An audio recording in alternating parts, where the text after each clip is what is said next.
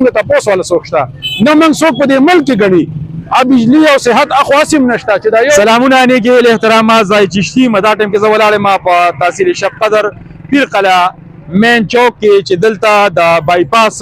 د لزاق بایپاس ته په دې روډ باندې د مختلف علاقو باجوړ مومند جنس او دغه سره پیوس چې سونه گاډي دا په دغه علاقو باندې راځي زیات تر مونږ ګورو د ډیر وخت نه څلور پنځه شپږو میاشتو نه چې دا پل خراب شوی دی چونکې مختلف ادارې دا ګوري په دې باندې د مختلف ادارو خلک راځي نمائندگان پې راځي خو څوک هم پې داسې په دې باندې اوسه پورې نه چا آواز اوچت کړی نه پې چا څه کار کړی دی دلته تاسو سره موږ د عوامو تاثرات په هم شریکو هغې سره سره د دې ځای چې کوم عوام دي دې ټولو د عوامي نمائندګانو نه د دې ځای د اے سی نه د متعلقه ډي سي نه دا غوښتنه کړې ده چې فوري توګه باندې دا پل چې کوم دی د دې تنظیم وکړي شي د شپې دا پل تعمیر کړي شي ولې دې عوامو چې کوم دی دا اوټ چې ورکړی دی په دغه غرض یې ورکړی دی چې عوام یې کومې ستونزې دي کومې مسلې دي دا فوري توګه باندې حل کړي او دا پل یې وسپړ دا د دې مشکلات ډېر غټ روان دي اکسیډنټونه کېږي عوامو ته ډېر مشکلات دي او زه ټولو مینهګانو پیاګانو ته وایم چې دا پل هر جن دسته کې د شپې ساز کی اعوذ بالله من الشیطان الرجیم بسم الله الرحمن الرحیم موږ د وخت په پیر قلعه په دې چوک کې موجود یو دا پل د 2-3 ورځې نه کولاو کړی دی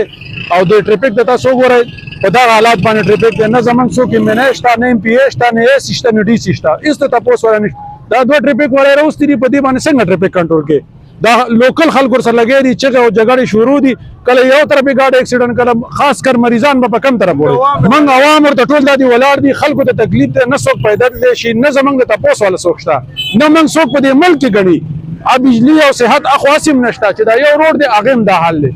نو موږ حکومت ته درخواست کوو چې په دې باندې په ایمرجنسي کې کار وکړي دا شی جوړ کړي ځکه چې دې روډ ته وګوره څومره ټریفیک جام دی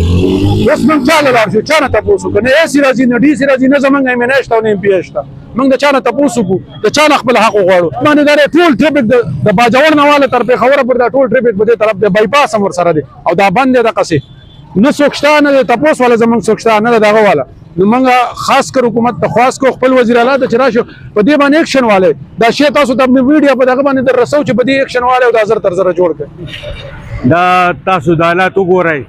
دا څو میاشتو نه خراب دی زمونږ مشران هم شته ناظمان هم شته موږ روټونه هم ورکړي دي او دا سال د دې کې ایمرجنسي پیښه شوله د چا به سالي هغه مړي نو مهرباني وکړئ موږ د بالا افسرانو ته دا خواست کوو د دې بندوبست وکړي ام پی ایس ته خواست کوو چې د دې بندوبست وکړي دا سال دی دا تاسو وینئ